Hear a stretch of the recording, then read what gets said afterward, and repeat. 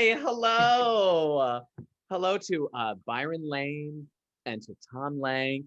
Thank you for joining Drew and I on this exclusive talk back with two very special artists. Oh, Hello. please. We're the lucky ones. Your show is so brilliant, guys. Oh, thank you. Tom did a great Drew. Oh, love.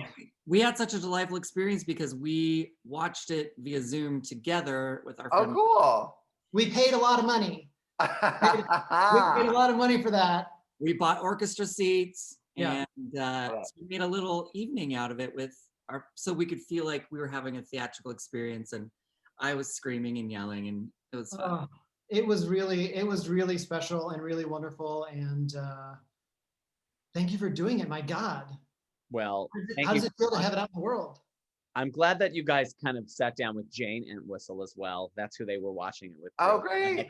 Like a little Tilda Swinton answers an ad on Craigslist reunion they were having. But I think it is fun to kind of watch it with them. We watched it on opening night with the I Am a Theater Company, and they were all like typing on Zoom and while they were watching it on their own. And it did feel much more like a communal, like, yay, we're sharing this together. So I'm really glad that you guys had that experience as opposed to just kind of like sadly sitting in your bed, just crying about the world.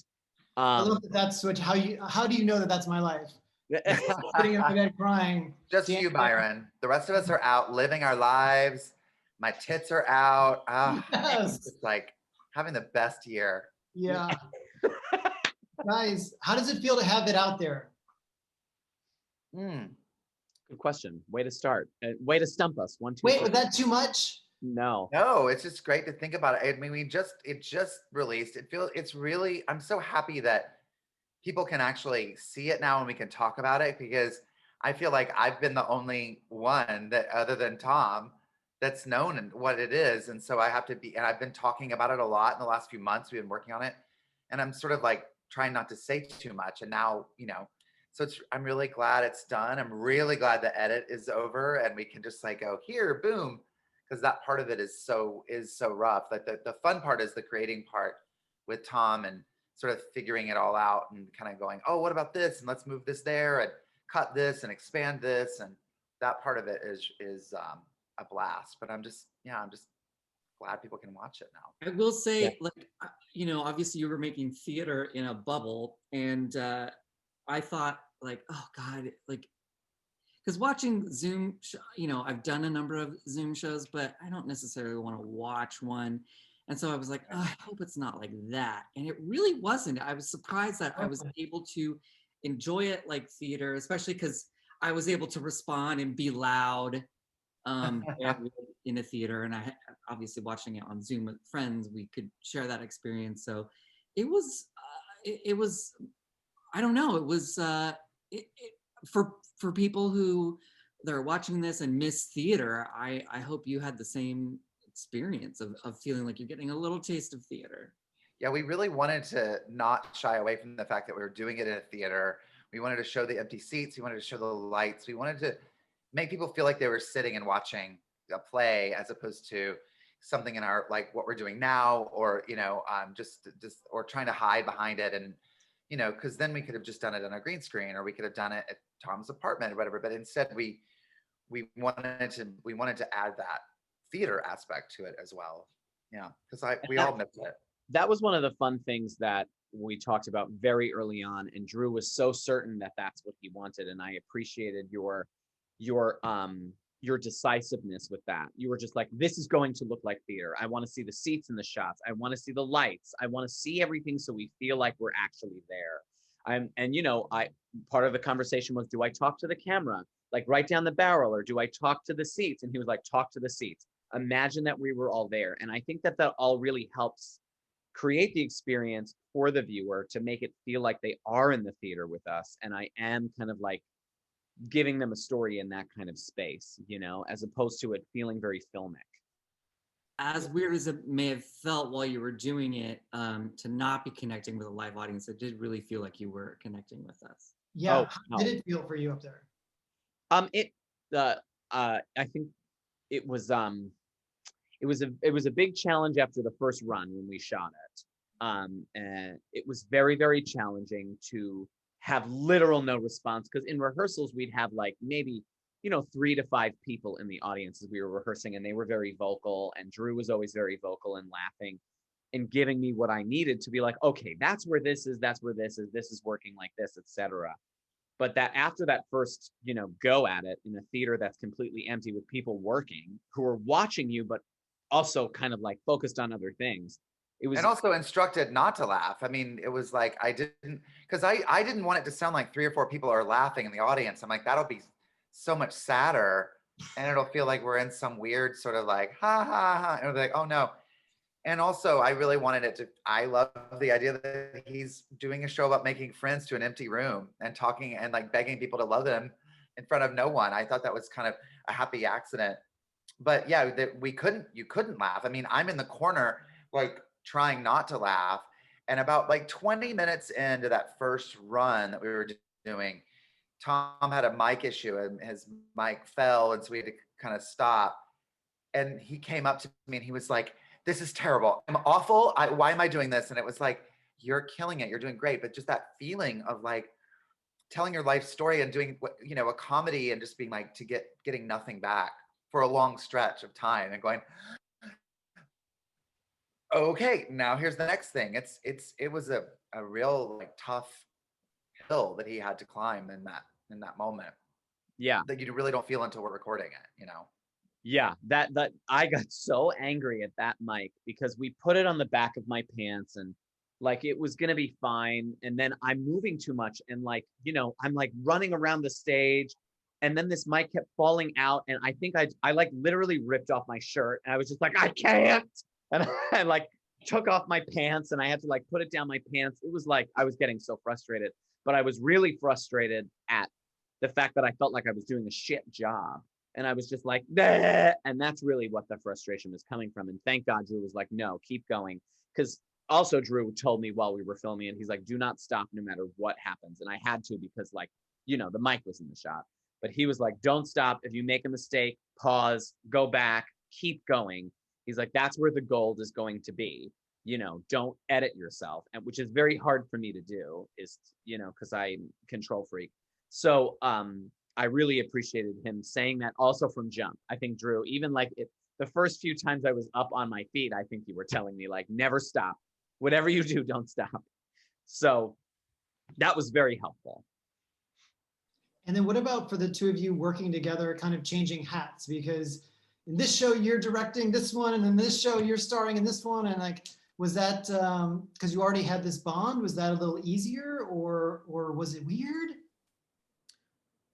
I think it was. I definitely was easier because we've worked together on so many different ways as actors in shows together, and Tom has directed me several times in my solo show once, and then in some stage shows at Celebration Theater and stuff. But it was the first time I got to direct Tom, and it felt natural. It was just sort of an easy sort of like transition of power, as we want to call it now.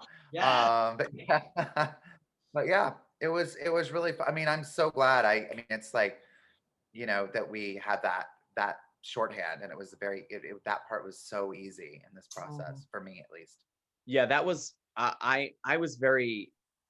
The only time I felt weird is because you always feel weird when you put it up on your feet for the very first time, because you're almost embarrassed in a way. It's like, because Drew had the same experience when we were working on Happy Birthday Doug. For the very first time he did it in front of me, he was just like, this is so weird. And I think I had the same reaction because it's weird. That first time you go up on your feet in rehearsal, it's so vulnerable because you're just like, all right, well, here we go. And that where it's going, like you're going to get in there, you're going to work, and then it's going to be on the stage. So it's kind of like you're seeing that end result, and you're going to go on this journey with this person, and you're just like, what? This feels so weird. It just feels so weird. Anyway, but I always trusted Drew, and I didn't, because I put so much trust in him, because I was just like, I felt lost in the beginning in terms of like, how do I make this a thing? Because, you guys listened to the very first iteration of the show, Byron and Tom, They were there at the reading for the very first time. And, you know, I got a lot of incredible notes off of it. And the hardest thing with so many wonderful notes is what to do next. And Drew really was like, okay, this is what we're going to do. It was very clear.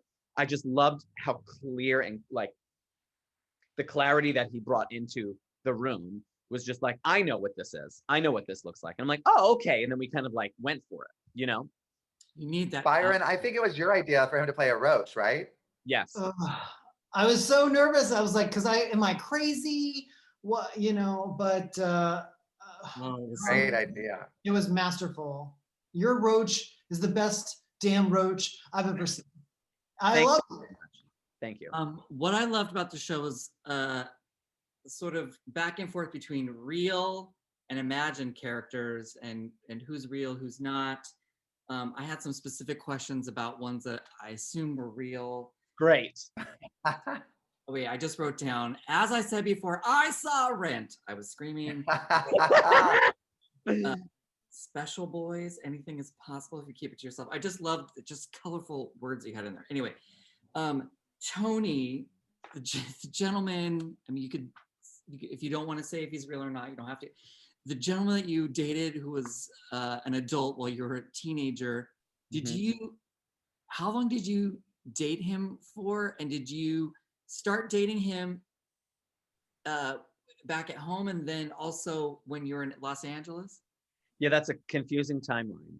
That is a real person. I won't say his real name, but that is a real person that I met when I was 16. We kind of like casually dated 16, 17, 18. Then I went to Los Angeles. Then I went to school and he moved to Los Angeles. And for like 2 years, we just kind of emailed back and forth. And then I officially started dating him when I visited him in LA the summer before junior year of college. And then I dated him, supporting him your junior year of college. and I was supporting him junior year of college. And then I moved out here to live with him. And then we dated. Once I moved out here, we dated for 2 years after that fact, and then we broke up after that point. So I was like 24, and at that point he was 32. Oh, what a monster! Now, the fun thing is, the fun part of the story is that Byron knows this person. Yeah. Yeah, Wow. Byron had dealings with this human being, and we didn't know that this was a thing until like the second or third rehearsal of Tilda. And he, you know, we were like, I don't know how we got in the conversation. Somehow we were talking about masturbating outside of a restaurant by a dumpster, and Tom was like, wait a minute. And then lots of connections were made, and then there was horror all around. But yeah, so you know, here's a question about that whole thing. Yes. Now that you've made art out of it, do you feel like the shape of that whole experience has changed a little bit? Yes. I think that, you know, like I fubbed a little bit, especially about like I brought in that masturbation foobar thing into the show, which is not really the reason why we broke up. He cheated on me with other people and he wouldn't confess to it, but I just knew that it was a thing. But it helped kind of just I made him do that. It was such a delicious detail to put in there. Yeah. I mean, it definitely helped me kind of, I got over it several years ago because I had to go to severe therapy to get over that situation. And like I read every self-help book there ever was after I couldn't afford therapy. I just went into like Louise Hay and Julia Cameron and like, you know, all of those kind of like, we're going to help you from the inside shit. But it feels really good to talk about it now because a lot of people this past weekend have come out and been like, I remember that person. I remember you dealing with that person, or other people have said, I've been in that relationship with someone like that. So thanks for talking about it. So that has been really nice to see that the honesty of that was very important in terms of who I am as the person, but also who I am as an artist, because he really shaped my brain at such an early age of just being a little bit angry, a little bit crazy, and really, I'm so glad that the paranoia didn't fully set in because he was so paranoid that it really started to like change my outlook on human beings. But I am very glad. I do feel very healed from it, especially after this. Like if anyone brought it up, I would have like no emotion ever again. But this really helped kind of just kind of like close that chapter. Like, oh yeah, that had a lot to do with how you are, who you are, and it and move on from that, you know. So I think it was important to When kind of. when you wrote this piece, were you, I mean, rage is a big part of this show and sort of your journey uh, with the anger and whatnot. When you wrote it, were you in the middle of the rage or had you gone through this journey already and you were at a place of like being able to reflect back about it? I was in the middle of the rage because when I got to this particular draft, I was Joseph and I drove up to the redwood forest in July, and I was like, I said to myself on that trip, I was like, you're gonna start writing this version of the show. And I think I was on Instagram looking at some fucking dumbass gay bitch. I was And gonna say the redwood forest made you angry. yes, yes. I went up to the redwood forest. It was absolutely Motherfucking stunning. nature. Fuck you, nature. I went up to the redwood forest.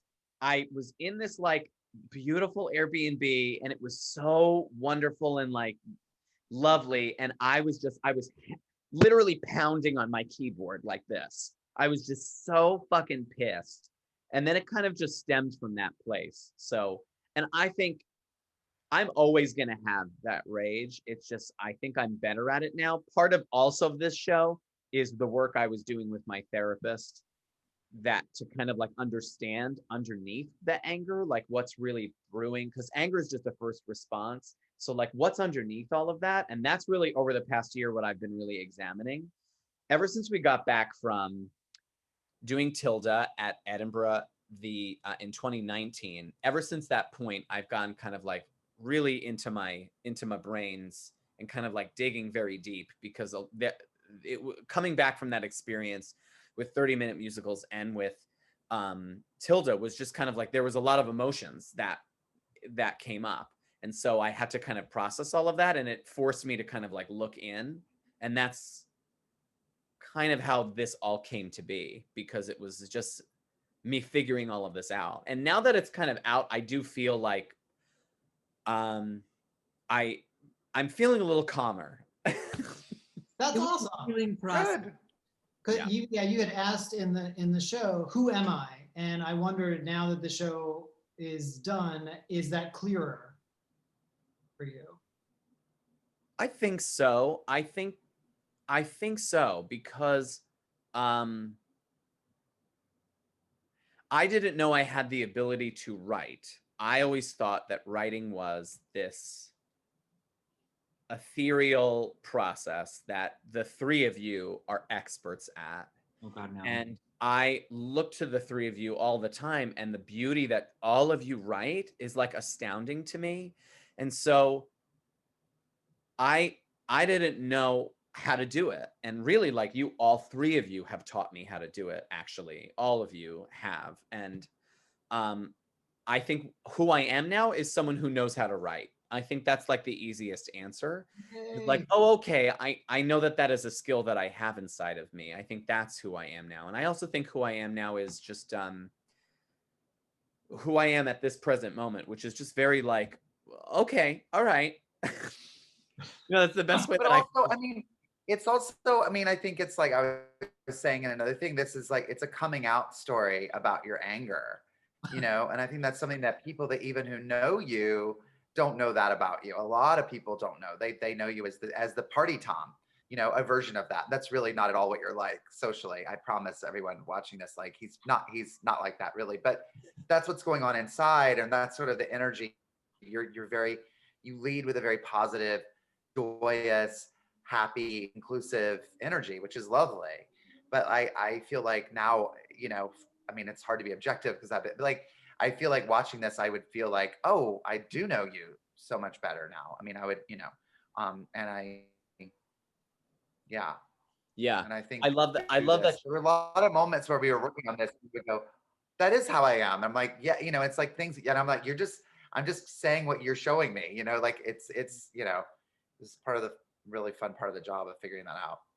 I think I love whenever Drew comments that and says that it is like a coming out story about my anger, because that really for a lot of people, that is something new that they're learning. And even if they do know me, it deepens the understanding a little bit. But I think to even the person who has no idea and is just stumbling upon this because they read a review or someone posted about it, I hope that they look at it and they're like, they find pieces of themselves within that too, where they can be like, oh, I am that angry person. I am that, it's okay for me to be that angry person, Oh, Tom, it all comes through. And it's, yeah, there's angry Tom in there, but there's love and honesty and truth and discovery. It is really beautiful. Well, And there's dancing.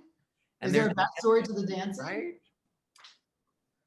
There is a backstory to the dancing, but I know Tom Lenk wants to ask a question, so I'll get to I'm gonna Tom, do you have something off of what we just I mean, it's sort of related. The sort of I was thinking of the show, like obviously I had a level of enjoyment knowing you and being friends with you, but for someone watching this as a solo, I mean, what do you call it? Is this a solo play? Is it a solo show? Like, is this you? Is it a character? And like, it's the journey that we're going on. This person sort of coming to terms with their anger and coming to terms with finding your voice and not needing to, take care of everyone and, be everyone's clown and to find the power in the rage to be yourself. Okay, what's my question? What do you see the sort of journey, the arc of the character and how it ends up, like from where it starts and where it ends with this dance? What do you think the journey is? Yeah. I love a lot of what you said. I think that it is I think the journey is me working out and trying to discover and figure out why I am this way. And I think it's a little bit about the discovery, it's a little bit about the healing, and then I think it's really just about the acceptance. And that's why I kind of ended with the dance, because there was no more words to describe the feeling. I had to put it into a movement. Dance is one of the only things that truly focuses me. Like if I go to a dance class, I will forget that a phone exists. I will forget that other people exist, because I will be in that dance class and I will care about nothing but accomplishing the combination that we're doing in the class. And it's been that way for a very long time.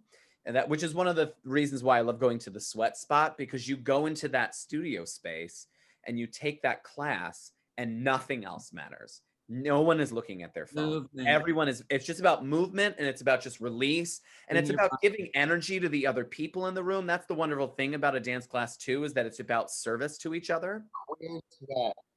Wait, what'd you say, Drew? Oh, wait. What did you I said, and it's all about queer sweat.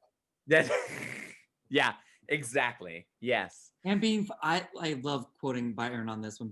I just want to be friends with my body. It really felt like in that moment, you're like, I'm going to be friends with my body and dance it out. I love that. Be sort of, present and accepting of like, okay, this is the vessel that I'm in. Yes. Screw all you if you can't handle it. Wait, I'm sorry. I'm talking too much, but do you find yourself like in social situations or at a party not needing to, like, I don't need to be funny. I don't need to perform for these people? I think it depends on the party, and I think we can all answer this question, actually. I feel like when I'm at certain gay parties in Los Angeles, because these homos don't always know who I am, I feel like I have to be extra special funny so that they will accept me and be like, oh, you're funny, you're fun, we'll accept you now, you're a cool person. And sometimes that makes me bonkers cuckooville.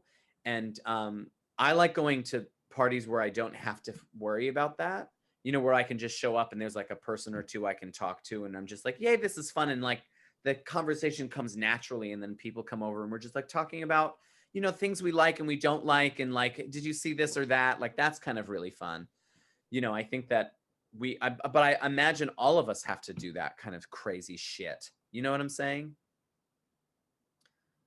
So yeah, I mean, I find myself the 15 years later in with my same therapist, like not wanting to be funny all the time because that was what was a defense mechanism, is what I when in doubt, when in panic, try to be funny and take care of people's feelings. So I find Right. not wanting to do that so much, but then it's like, oh, is that why people like me? Because I'm like, I don't know. So I've had to learn, I just had to learn to like plant my feet in social situations and just talk to whoever I talk to and not feel like I need to run around the room and make everyone laugh. And also like it is a thing like when you do it with your with your life, and I know we're not doing it as much in 2020 as normal, but like it just sort of feels like I'm off the clock. I don't need to be Yeah. if I'm feeling naturally on and I'm in a mood, I love being the, the life of the party, but I'm usually not. And the older I get, the less I care about that. And I'm sort of like, meh, let so and so be funny. And that's great. I'm thrilled. But it's hard because I feel like people have been their meanest to me when they're just trying to be funny. And I hate that. I hate that sort of the gesture when they're trying to, they think this is what that I want. They think I want that, like, and especially in the gay world, it's like they come up and they're like, I know you, bitch. And you're like, no, you don't. And we don't have to do all that too much. It's already like, you know. So I wish if we get back to normal, we can be less needy in that way. I Yeah. hope. Yeah, I hope so. Byron, any thoughts on that? Do you find yourself doing, I mean, do you Yeah. see yourself doing that? Yeah, same as you guys. But I definitely notice I turned 42 in July, and as I get older, I see it in other people when they do this. It's and it's sometimes I feel sad and Yeah. recognize it as like an insecure thing, and for sure I did that, do that, try to turn it up and all that, but I also find now that when I am with someone who's sucking all the air out of the room, I'm like, take it. Yeah. Have Oh, fun. same. It's so nice to just go. Nice. Yeah. You Yeah. do the show tonight. Yeah. You do the show tonight. You be the clown tonight. You be the court jester this evening. I mean, also it's such a Yep. with the gay themes in the show. That is a very common thing. I know we all like that skill that you develop as a kid to amuse, to entertain. Like, look at this funny thing, so you won't notice that I'm gay and ask me about that. Like, it is Right. something we're all dealing with. Yeah, that's right. Question for you. Normally you rehearse a show and you get to, sorry, the mailman's probably, no, someone's here. The dog's barking. Dropping things off. You get to rehearse, you get to do it in front of people, and there's a build up, and then you like do the show, you do it a few times, but now you did all this rehearsal and you're like, I'm done. I'm done. Is it just living in space here on the internet now, or are you gonna take it somewhere? Are you gonna go to the Fringe with it? What are your plans? Oof. Well,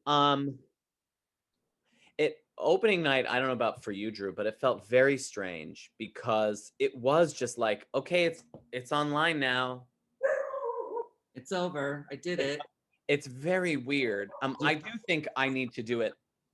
I think I do need to do it live at some point.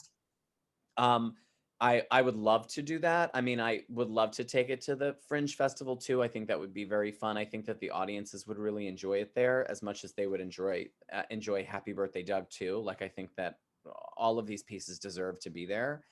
I think, we'll see what happens because this would be easy to do like a night because it doesn't require anything but a chair. So like we could do it at the, like Dynasty Typewriter or the Celebration for like, a night or two, just to kind of like see how audiences respond in the room. And, I would be happy to. There's no necessarily any plans right now because like, what is the theater community? I hate that you can just that you can be like, oh, I haven't done it in a couple months. Oh yeah, let me shove the lines back in and we'll do it tomorrow night. I hate that about you. My brain like that. Genius. Asshole. Listen, Mary, it's fine. Don't worry. You do a lot of other incredible things that I can't do. You know what I'm saying? Well, I love that you now have this show and like it's ready to go. Like at least you like Byron wrote a book. Like everyone, I haven't accomplished anything, but I love that you've now during quarantine you wrote a one-man show and you Yeah, have nothing. Tom, can you do some more things? Can you Yeah, Thomas. accomplish something? Please, please, please, Tom Lenk, please do something with your life. You fucking. I haven't. Anyway, I'm trying to give you a compliment, which is like No, I know, which I very much you appreciate. did it, and you have you have like a piece of art that you created during this awful time, this awful year of our lives. I think that one of the, you know me, you all know me, that I don't really sit around. I cannot do it. So I kind of needed something to kind of drive me to go forward. And this was the thing that kind of, I was like, well, unfortunately is the perfect time to do it, because it requires just me and then requires one other person at the very end to put it up on its feet. So the pandemic is trash, but I also look at it as like a moment of gratitude, because I was able to take the time, because I couldn't distract myself with other shit that was going on everywhere else. Like there was so much space to stay home and sit down and write it. So my overactive overachiever, who just wants to get an A+ everywhere, hello, all of us homos, we just wanted to do like I say in my show, I just wanted to do a really good job. So I, of course, set that task for myself. And that's just how this kind of turned into this. I just need to scream at you some things that I was cackling at. Bagels, babe, that charter is just amazing. I have a question, and I didn't realize this until last talkback. Did you think that character was male or female? Byron and Tom answers. I thought that was a lady. Oh, I don't know. I thought it was a man. Oh, so great, Drew. This is so fun. It's. Oh, no, you go for it. Who are they? It's a lady, but it's a girl. But I love that everyone. I mean, Michael Urie last week was like, so that guy like that, and then we had a review that mentions I made Stacey a man, and it was like, love it. It's was that name Stacey? Opportunity, gendered asshole. God, I love art. You can just like, it's up for interpretation. That lady was us. Yes. So it's very reflective of whatever you kind of like put onto it. And in the script, her name, the bagel girl, her name is Stacey. And I always in my head knew it was Stacey. And I think Drew said that during one of the rehearsals, someone was like, oh, was that a lady or a dude? And Drew was like, don't say anything, because let's see what happens. And I love that Drew said that. Gender is a construct. What's that? Gender is a construct. Yeah. Gender is a construct. That's the message. Yes. Cum stain chimney box. If you don't add a parentheses onto the title of the show that just says cum stain chimney box, I don't want to be friends with you anymore. The roach getting smashed with the light, like the foot, I just saw it. I saw the foot coming down. Oh, good. So simple with the lights. It just was like, and smush. Goop Vitrola, I hate you. God damn it. Leave out of the trash cup? I don't know. Oh, I know. When you said something about my family, they're just there. I just made this connection between the cockroaches and your family. I'm so sorry. Wow. But just that they're just there. And the same thing with roaches. They're just there. Was that that was not intentional. But I will say, because that was brilliant connection. I mean, yes, I did. I meant that. Yes, I 100% meant that. Yes. Jesus has changed my emotional side. Yeah. I love that. Also, the concept of the gay uncle that never was, that's actually you. Oh, beautiful. Let us all be our own gay uncles. That's an interesting theme of like, through all of this, a lot of gay people and other people experiencing some sort of trauma in their childhood will have to parent themselves. So that theme of I'm being my own parent through this time when other people should, an adult in charge should be doing this. That was really wonderful. Yeah. The Tommy bits came out of being because Drew was like, hey, you need to go deeper into there. Because I mentioned it, and you guys know this from the very first reading I did that you heard. I kind of like bring up Tommy, and then I'm like, oh yeah, I thought he was gay. And then I like kind of like skate by, and Drew was like, no. That is, you got to go in there. I love that. Like things you didn't think that were just a passing thing. Like, oh wait, I'm diving into the cockroach. Like BRB, diving into the uncle. Why of all dance styles, why to me I thought maybe it was flamenco or salsa. You are a man of many dances. Why did you choose that? So this is a good question, and this is a fun answer too. Kat Burns, who choreographed that, she was like, it's a paso doble, which is very, if you look at paso doble in like a dance competition, it's very much that. Or that's how it kind of began, which is very, very masculine. There's the man in the paso doble dance is very like structured and rigid and very, very, very fierce. And she wanted me to start with that masculine space, and then it morphs into the feminine and kind of like unlocking the two.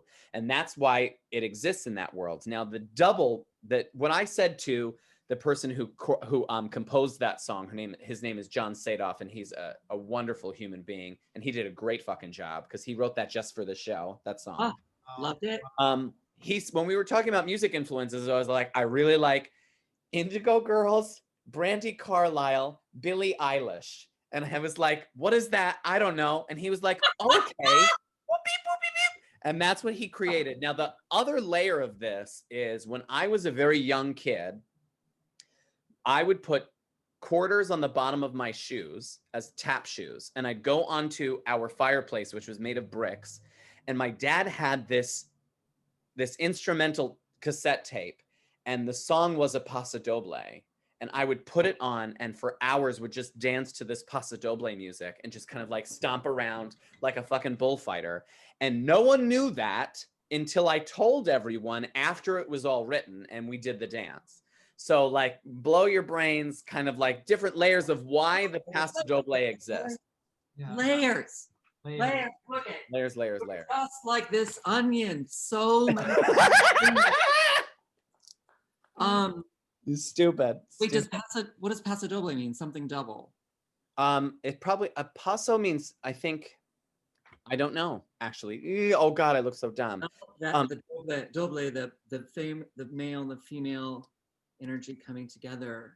Yeah, I like that theme as well. The very topical for now, of like embracing the feminine energy that we all have in ourselves that we were at war with at one point. Yeah. And that's why she, when we heard the music, we were like, I just, when I sent it to you guys, I was just like, I really like this. And everyone's like, yeah, this is really fun. And then when Kat and I sat down to choreograph it, well, she choreographed it and we just sat down to talk about it. She was just like, it feels like a paso doble. And then we went back to him, the composer, and we're like, lean harder into that. And so the second draft came very much clearer in terms of like hearing that kind of melody line and that kind of style. But yeah, that's just kind of like what he gave me with the references that I gave him, and that's kind of what he was feeling, and I just was in love with it. I just really love that song. It just feels, and it felt. I also kind of told him it comes at the point of the show where I'm so angry I have no other way to express myself besides the dance. Oh, think about that, the rage and the bull and the red. God damn it. Drew, did you do that? Yeah. How dare you? I know. Sometimes. Ish. Damn it. Yeah, so that's kind of how, but that's also, Byron, why, to answer your question from earlier, that is why the dance exists as well, because it is it's a part of me that I love very much, that I don't show very often, that gives me a lot of joy. Like if I could, I'd go back when I was like 4 years old and force my mother to put me into ballet classes, and I'd rather be dancing at like a professional dance company. I would have loved to have been that into it back then. God So, you didn't, though. You huh? wouldn't be who you are now. Thank God you didn't. Me too. Me too. Yeah. That's true. That's true. I should You'd have. be a No, weirdo. I'm sorry for everyone, but right. The universe had other plans for you. It had other plans. That's correct. Well, anyway, gentlemen, thank you very much for watching and for saying all of the lovely so things. much for doing this. You guys blow my mind. I am just so thankful that you both exist, that you're making such beautiful art. Feel so lucky that I know you. I'm so proud of you both. It truly is a magical show. Congratulations. Congrats, and thank you. I am a theater company for I don't know who were, if they were like, Tom, we're forcing you, we're setting a date and we're giving you space. Basically, Stephanie Black, who's one of the artistic directors, said, I went out for a walk with her back over the summer just to catch up, just to go like on, social distance walk. And she was like, oh, we're doing only virtual pieces this year and we need one more. And I'm like, well, I started to write one. She's like, it's mine. And She did that. Yes. First. Yeah, wait, what'd you say, Drew? First. What'd you say? First in the whole season. You were the first one to go. That's right. And I was the first one. And which was also really scary because I was like, oh, I told her in August and other people already know it's happening. I'll go like later on. She's like, well, you're first up. And I was like, yeah. Magical. Magical. Anyway. Thank you guys all so much. Thanks Love you. for doing it. Love you. Hey guys.